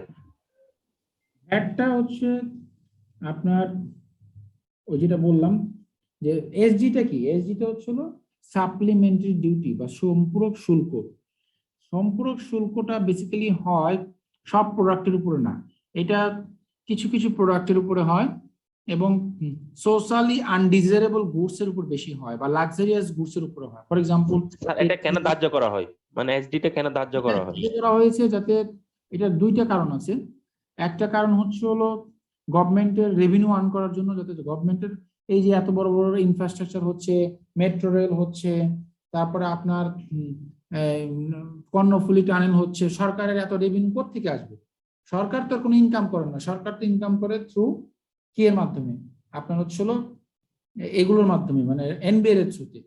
সো এনবিআর এর এগুলো হচ্ছে টুলস অর গভর্নমেন্টের এগুলো টুলস থ্রু হুইচ গভর্নমেন্ট এই টাকাগুলো কালেক্ট করে, এটা আবার গভর্নমেন্ট আবার পাবলিকের জন্য খরচ করে। তো সাপ্লিমেন্টারি ডিউটি এই জন্য বললাম যে সোশ্যালি আনডিজারেবল গুড, যেমন মদ বা অ্যালকোহল বা সিগারেট, গাড়ি, এরকম বিভিন্ন প্রোডাক্টের উপরে এগুলো প্রযোজ্য হয় আর কি। হ্যাঁ, বা যে জিনিসগুলো নিত্য প্রয়োজনীয় না সেগুলোর উপরে এসডি প্রযোজ্য। আর ভ্যাটটা হয়েছে কি, আমি আগেই বলেছি যে ধনী গরিব নির্বিশেষে এবং সবার উপরে ভ্যাট প্রযোজ্য। এবং ফার্স্ট শিডিউলে কিছু এক্সাম্পটেড গুডস এর কথা বলা আছে, এগুলো বাদে বাকি সব প্রোডাক্টের উপরে ভ্যাট প্রযোজ্য। সো ভ্যাটের বিস্তারটা অনেক ব্যাপক কম্পেয়ার টু এসডি আর কি। হ্যাঁ, so this is the difference between SD and VAT. আর ফান্ডামেন্টাল প্রিন্সিপাল অনুযায়ী যদি বলেন, এসডি আমি যেটা বললাম ওই যে সোসারি আনডিজার্ভেবল এবং লাক্সারিয়াস গুডসের জন্য প্রযোজ্য হয়। এবং আরেকটা বিষয় আছে যে আপনারা এই টার্মিনোলজির সাথে পরিচিত কিনা, ডাম্পিং এবং anti dumping. Do you know about it, dumping and anti dumping? না স্যার। আচ্ছা, ডাম্পিং এবং অ্যান্টি ডাম্পিংটা হচ্ছে গভর্নমেন্ট দেশের যে ফ্যাক্টরিজ গুলো আছে বা ইন্ডাস্ট্রি গুলো আছে সেগুলোকে বাঁচিয়ে রাখার জন্য বা সেগুলোকে রক্ষা করার জন্য বিভিন্ন রকমের এসডি বা বিভিন্ন রকম ডিউটিজ ইম্পোজ করে। ধরেন আজকে মাম পানি আমরা 15 টাকা দিয়ে কিনি, সে একটা ফ্যাক্টরি করেছে, যার দরুন এখানে 100-200 লোকের কর্মসংস্থান হয়েছে, তার থ্রুতে কিন্তু ইকোনমি চলছে। এখন ইভান পানির নাম শুনেছেন? ইভান, এক বোতল ইভান পানির দাম হচ্ছে অলমোস্ট 600 টাকা। হ্যাঁ, হুইচ ইজ দা মানে সবচাইতে দামি পানি আর কি। হ্যাঁ, এখন ইভান বাংলাদেশে সে একটা ফ্যাক্টরি করবে অথবা বাংলাদেশে সে ডাম্পিং করে প্রাইস কমিয়ে দিয়ে সে এটা 20 টাকা বিক্রি করবে, 30 টাকা বিক্রি করবে, তাহলে কি কেউ মাম পানি খাবে? তখন সবাই ইভান পানি খাবে।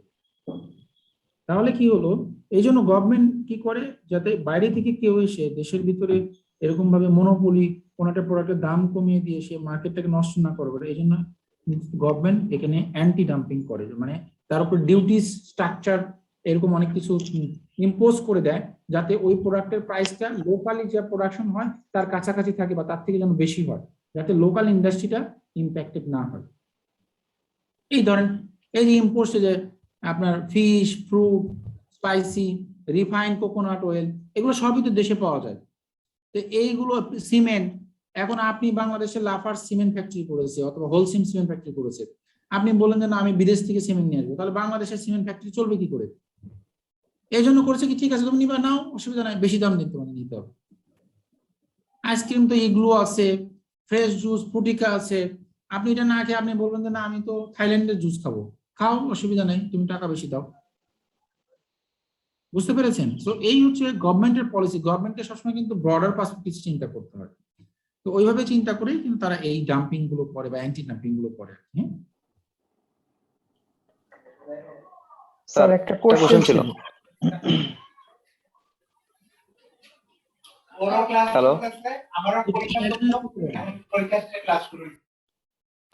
স্যার, একটা প্রোডাক্টের উপর কি স্যার দুইটাই কি হতে পারে? ধরেন এসডি প্লাস ব্যাট। আমাদেরকে ক্লাসের নিয়মটা কি, বাট এটা কিন্তু ফলো করা হচ্ছে না। দেখেন স্টিল পিপল আর টকিং এবং দে are not muting there self. আপনাদের মধ্যে কে আছে সে একটু আনমিউট করে দেয়, ওনাকে মিউট করে দেয়। জি বলেন, প্লিজ বলেন। স্যার, একটা প্রোডাক্টের উপর কি স্যার এসডি প্লাস হচ্ছে ব্যাট এটা কি একসাথে পাচ্ছে না, আপনার কথা আমরা শুনতে পাচ্ছি না। স্যার, একটা প্রোডাক্টের উপর কি ব্যাট প্লাস এসডি দুইটাই থাকে নাকি শুধু যেকোনো একটাই থাকে? না, দুটি থাকতে হবে। প্রোডাক্টের উপরে ভ্যাট এসডি থাকে না, কিছু কিছু প্রোডাক্ট, সব প্রোডাক্টের উপরে এসডি এবং ভ্যাট থাকে না, কিছু কিছু প্রোডাক্টের উপরে ভ্যাট এসডি দুটোই থাকে।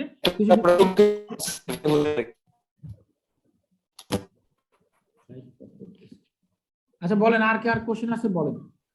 স্যার, আমার একটা কোশ্চেন ছিল। জি বলেন। সেটা হচ্ছে যে স্যার, আমরা ভ্যাট কে বলতেছি ভ্যালু অ্যাডেড ট্যাক্স, সেম প্রোডাক্টের উপরে আমরা ভ্যাটও কাটতেছি আবার ট্যাক্সও কাটতেছি বিভিন্ন সেকশনের আন্ডারে, এইটা কেন হয় স্যার? দুটো তো দুই জিনিস, ভ্যাট আর ট্যাক্স তো দুটো দুই জিনিস। ট্যাক্সটা তো আপনি কাটতেছেন হচ্ছে, ট্যাক্স হচ্ছে তার ইনকামের উপর হয়, আর ভ্যাটটা তো ইনকামের উপর হয় না, ভ্যাটটা হয় রেভিনিউর উপরে।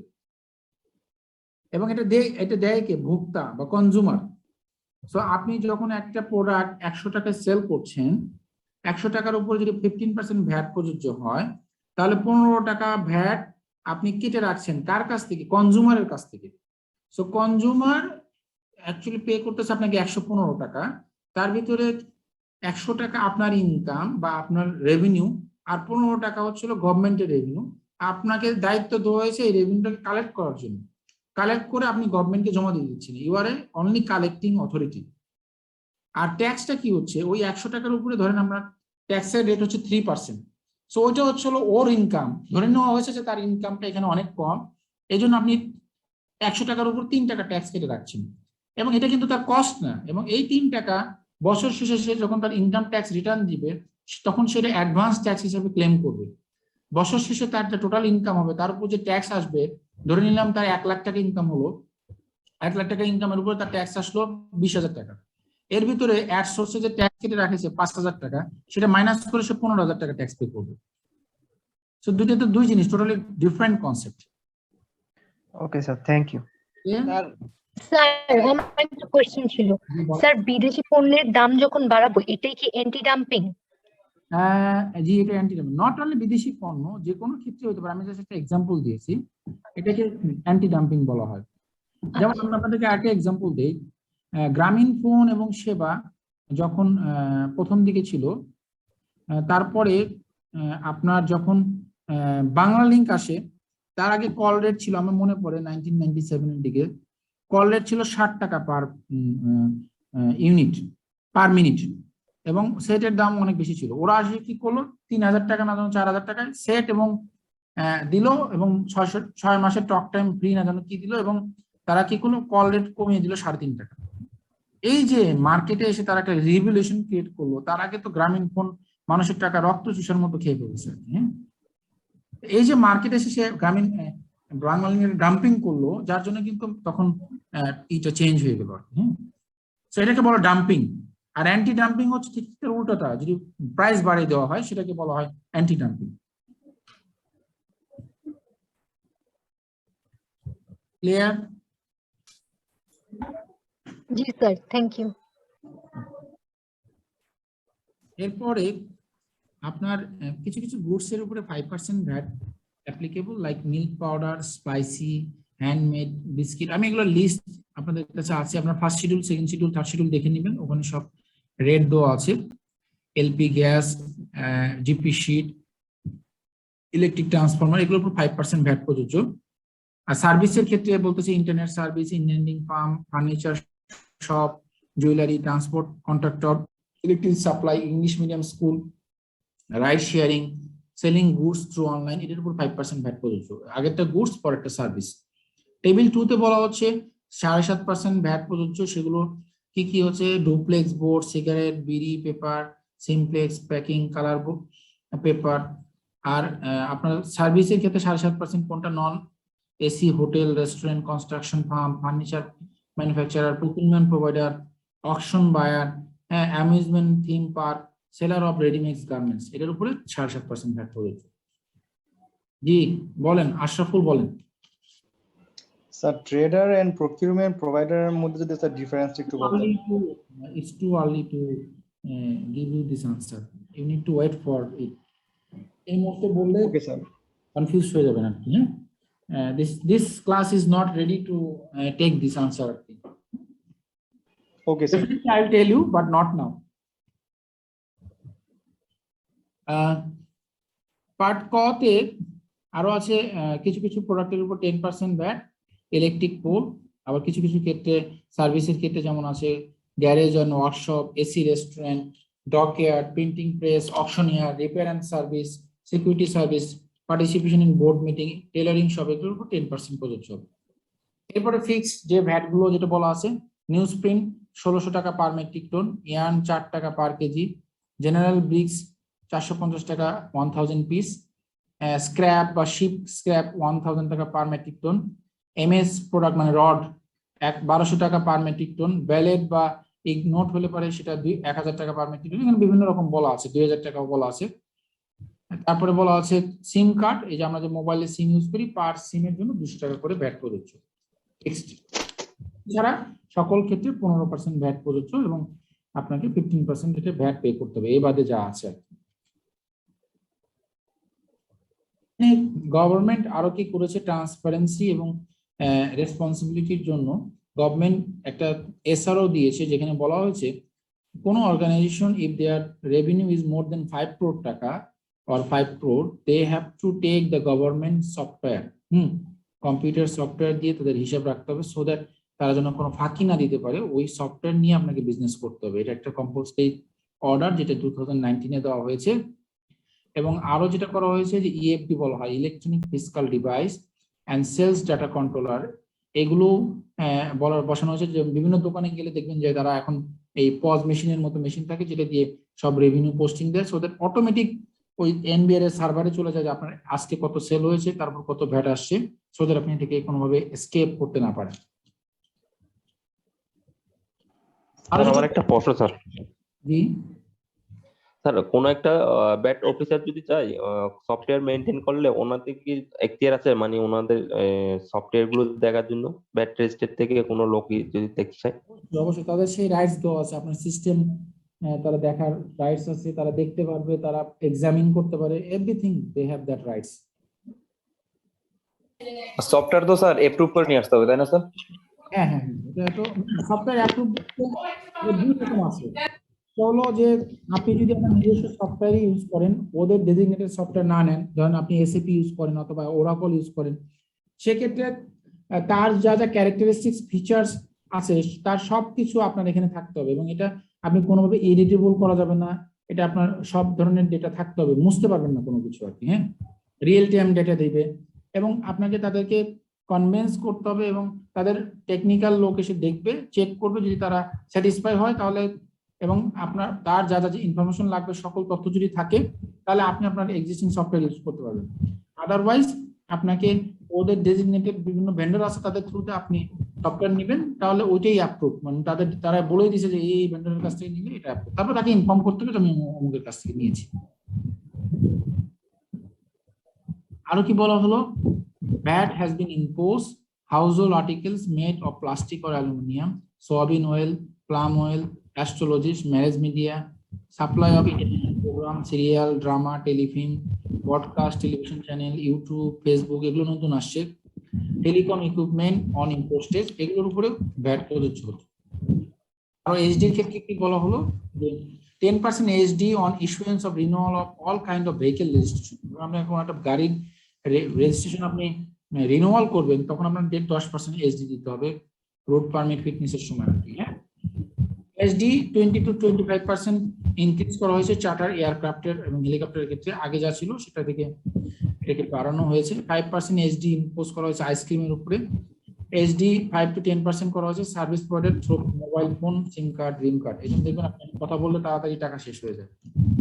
তো দিস আর দ্য, মানে ইন এ নাটশেল আপনার আগের আইন থেকে এই আইনের কি কি চেঞ্জ আছে সেটা একটা। So I will share this with all of you later on. Let's go to the another part. Sir SIM card তো বুঝলাম, স্যার রিম কার্ড সেটা কি? আমার কথা শুনতে পাচ্ছি না স্যার। আমি একটা কোশ্চেন জিজ্ঞেস করতেছিলাম যে স্যার রিম কার্ড এবং সিম কার্ড, বা স্যার সিম কার্ডটা বুঝতে পারি কিন্তু রিম কার্ডটা কি সেটা বুঝতে পারতেছি না। রিম কার্ড সিটিসেল ছিল, যেমন সিটিসেল এর ক্ষেত্রে রিম কার্ড হয়, বা যারা ওই যে ইগের মতো সার্ভিস দেয়, যারা ওই যে ভয়েস টেলিফোনের মতো, যে যেমন বিডি কম বা আরো আরো যারা আছে তারা যেটা দেয় ওটাকে রিম কার্ড বলে। সিম কার্ড এবং রিম কার্ড এর পার্থক্য। স্যার রিম কার্ড বলতে কি মানে ওয়েবসাইটে কি শুধু ওই সিমটাই ব্যবহার করা যাবে, এছাড়া অন্য কোনো সিম ব্যবহার করা যাবে এরকম কিছু? সিটিসেল যেমন ছিল, জিএসএম এবং এই টেকনোলজির মধ্যে পার্থক্য হচ্ছে জিএসএম টেকনোলজি কি আপনি যে কোনো সিম করতে পারেন। সিটিসেলের ক্ষেত্রে একটা লিমিটেশন ছিল যে সিটিসেলে শুধুমাত্র তারই সিম থাকবে, অন্য কোনোটা করতে পারবে না। এবং দেখেন এটাও কিন্তু একটা শিক্ষণীয় বিষয়, তার এই টেকনোলজির কারণে সিটিসেল কিন্তু হারিয়ে গেছে। মানুষ চায় ফ্লেক্সিবিলিটি। আজকে দেখেন নোকিয়া তার টেকনোলজির কারণে আজকে হারিয়ে গেছে। আজকে অ্যান্ড্রয়েড ফোন আসছে, নোকিয়ার মতো কোম্পানি এখন নাই, কোডাকের মতো, ফুজি ফিল্মের মতো কোম্পানি হারিয়ে গেছে, কারণ আজকে নতুন টেকনোলজি চলে আসছে। সো আপনি যদি টেকনোলজির সাথে নিজেকে অ্যাডপ্ট না করেন তাহলে you will be nowhere. এখন আমরা ভ্যাট রেজিস্ট্রেশন নিয়ে দেখবো। This is the first. ও 8:30 তো বেজে গেছে, আমাদের ক্লাস তো 8:30 পর্যন্ত ছিল। জি স্যার। এটা আজকে স্যার একটা কোশ্চেন ছিল। জি বলেন। স্যার আইসক্রিম তো লাক্সারিয়াস প্রোডাক্ট না, তাহলে এটার উপর কেন এসডি দিতে হবে? আছে, আমার ইচ্ছা, আমি নিবো, আপনার কি? মানে কিছু কিছু প্রোডাক্ট তাহলে তো স্যার নিতে হবে, কোনো না SDM কোনো নিতে হবে। আইসক্রিম কি সবাই খায়? আইসক্রিম কি গরিব মানুষের পক্ষে খাওয়া সম্ভব? এই যে যেমন আপনার মনে করেন যে যে বলে কি বড় বড় আইসক্রিম শপ আছে না, অনেক সুন্দর সুন্দর দোকান, কি মুভেন পিক বা আরো কি কি আছে, যেখানে আপনি এক স্পুন আইসক্রিমের দাম 120 টাকা বা 150 টাকা। আজ থেকে 10 বছর আগে কি আমরা কোনোদিন ভাবতে পারতাম যে 150 টাকাতে আমি এক স্পুন আইসক্রিম খাবো? আমরা 58 করে আইসক্রিম খেয়েছিলাম। হ্যাঁ, আমরা না, চাইরা না। তাহলে আপনি এখন এক স্পুন খান 150 টাকা দিয়ে, ঠিক আছে, বসবেন ওখানে, বসে একটু হাওয়া খাবেন, আইসক্রিম খাবেন। আপনি আপনি আপনি আবার যাবেন শপিং মলে যাবেন, আপনি যাবেন হচ্ছে স্বপ্নতে, ওখানে এসি হাওয়া খাবেন, সুন্দর ট্রলি নিয়ে ঘুরবেন। তো ওখান থেকে প্রোডাক্ট কিনবেন, আপনার নর্মাল যা ভ্যাট দিতে হবে, তারপর আবার আরো 5% অ্যাডিশনাল ভ্যাট দিবেন। আপনাকে কে যাইতে বলছে ওখানে? আপনি যাবেন, আপনি ভ্যাট দিবেন, আপনি ইউনিমার্টে যাবেন। So, আপনি যখন অ্যাডিশনাল সার্ভিস এক্সপেক্ট করবেন, তখন তো আপনাকে অ্যাডিশনাল কস্ট বেয়ার করতে হবে। একটা হাফ লিটারের পানি যেটা আপনার দোকানে 15 টাকা দাম, সেটা ওয়েস্টিন হোটেলে দাম হচ্ছে 95 টাকা। Who told you to go there? Now, if you would like to go and say, post your picture in the social media that I'm having a lunch at Westin, so আপনাকে তার ভ্যালু দিতে হবে না? Sir এভাবে কি নেওয়ার এখতিয়ার আছে স্যার? কোন একটা পানি যদি অন্য হোটেলে যদি 15 টাকা, সেটা যদি 95 টাকা, এরকম নিয়ে আছে ইচ্ছা মতো? এখানে ভোক্তা আইন অনুযায়ী যদিও এখানে অনেক কিছু বলা আছে, বাট স্টিল ভোক্তা আইনের ওখানে বলা আছে যে আমরা এটা হলো স্পেশালি প্যাক করা আছে। আপনার তো আর লজিক, আপনাদের কন্ডিশন দিচ্ছে আপনি বাইরে থেকে কোনো খাবার নিয়ে আসতে পারবেন না, কোনো পানি নিয়ে আসতে, তার জন্য আপনার থেকে নিলে কি আপনি আমার থেকে গলা কাটার দাম নিতে পারবেন? নিতে পারবো না না, এখানে একটু কথা আছে, কারণ আমাদের এখানে লোকাল পানি আর ওই পানি তো এক না, এটা তো ইম্পোর্ট পানি। একই পানি না, সেম পানি স্যার, আমি সেম পানি দেখছি। মনে করেন আপনি ওইগুলো মেবি কাস্টমাইজ প্রোডাক্ট পানি, আমি আমার কাছে 95 টাকা কিনছি, একই পানি। স্যার আমার একটা কোশ্চেন ছিল স্যার, সেটা হলো স্যার আপনি যেহেতু বলেছেন 12টা ক্লাস পাবেন, তা এই মুহূর্তে আমি জানি না অন্যদের ক্ষেত্রে কি অবস্থা, আমরা কিন্তু সিলেবাসও আমাদের হাতে নাই, ট্যাক্সের বইটাও হাতে নাই, এবং এই আজকে আমাদের দ্বিতীয় ট্যাক্সের ক্লাস আসলে অ্যাটেন্ড করলাম। আমার প্রশ্ন হচ্ছে যে আপনি যে নেক্সট ক্লাসগুলি করবেন সেক্ষেত্রে আমরা কিভাবে প্রিপারেশন নিয়ে আসব, এবং আপনি কিভাবে কোন বইয়ের কোন চ্যাপ্টার অনুযায়ী পড়বেন সেটাকে আগে থেকে ইনফর্ম করবেন, মানে আমাদের প্রস্তুতিটা কিভাবে হবে? ধন্যবাদ। You are not ready to take any preparation because আপনারা যদি পারেন তাহলে ভালো। যেমন আমি ধরেন যে কালকে নেক্সট ক্লাস অথবা ভ্যাট রেজিস্ট্রেশন নিয়ে পড়াবো, ইনপুট আউটপুট নিয়ে পড়াবো, কিন্তু এগুলো পড়তে গেলে আপনি বুঝবেন না। সো বেটার আপনি আগে ক্লাসে পড়েন, পড়ে একটু বোঝার চেষ্টা করেন, তারপরে সেটা অনুযায়ী আপনি বইয়ে যান, তখন আপনার বুঝতে সুবিধা হবে। বিষয়টা একটু জটিল এবং মানে একটু ক্লামজি করে লেখা।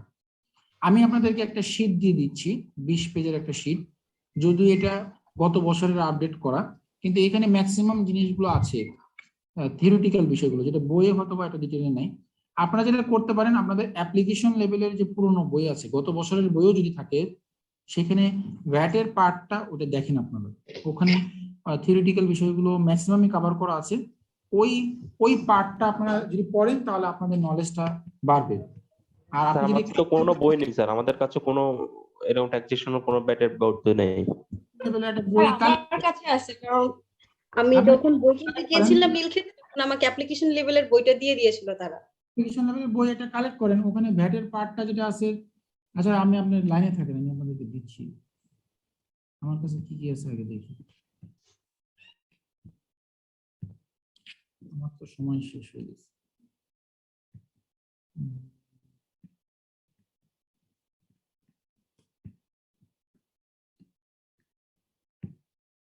ওকে, আমি আপনাদেরকে কিছু ম্যাটেরিয়াল দিয়ে দিচ্ছি এখানে, আপনারা এটা কপি করে নিয়ে নেন। হ্যাঁ, দয়া করে বলেন না যেন যে আমাকে দেয় না, অমুককে দেয় না, এটা কিন্তু আমি পারবো না ব্যবহার করতে। হ্যাঁ, সো একজনকে দিব, আপনারা স্যার আপনি ক্লাস ক্যাপ্টেনকে দিয়ে দিলে ওনারা সবাইকে দিয়ে দিবে আর কি। স্যার ক্যাপ্টেনকে মেল করে দিয়ে দেন, উনি আমাদেরকে দিয়ে দিবেন। সার্ভ করে দিবে সবাইকে। ক্লাস ক্যাপ্টেনের মেল অ্যাড্রেস দেন আমাকে। স্যার আমি রোল নাম্বার রোল 117 এর চ্যাট বক্সে মেল করেন। Yes sir. So any more question for today?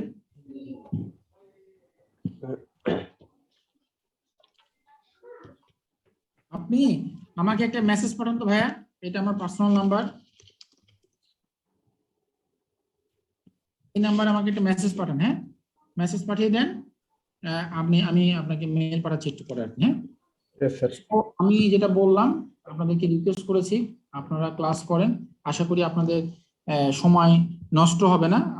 I will try my best, এবং আমরা ভালো কিছু শিখতে পারবো, ভালো কিছু দিতে পারবো, আপনারা ভালো কিছু নিতে পারবেন। সো দেখা হবে নেক্সট ক্লাসে। ধন্যবাদ আপনাদের সবাইকে। জি স্যার, আসসালামু আলাইকুম। আসসালামু আলাইকুম স্যার।